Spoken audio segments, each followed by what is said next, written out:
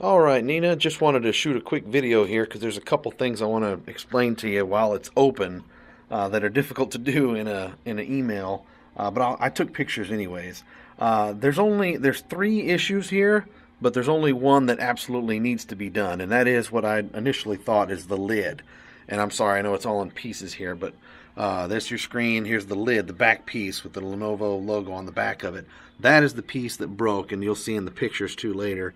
Those little screw grommets, a couple of them busted out, and that's what the hinge right here screws into. You can see one screw is still just hanging out in there, and the little it came loose.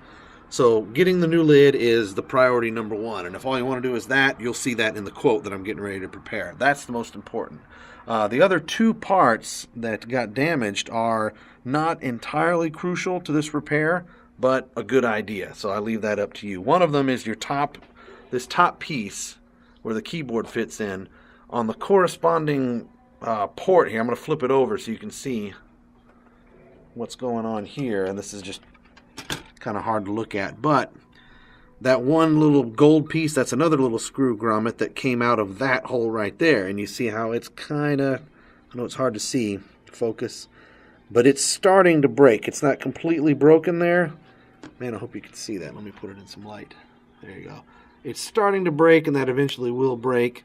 So it would be good in order to, again, there's no fixing little plastic pieces like that. You just have to get a whole new piece of this piece here, this top cover. Now that is not entirely necessary because you have several other ports. You have several other screws that would hold that thing down, holds it in place. So not the end of the world, but that's that. The other one in that same category of not entirely necessary is the hinge. You see on your left hinge, which is entirely functional just fine, has this one piece that goes up, and the top of the screen connects right in there to the top of the lid.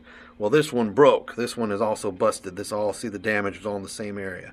It's supposed to be all one piece.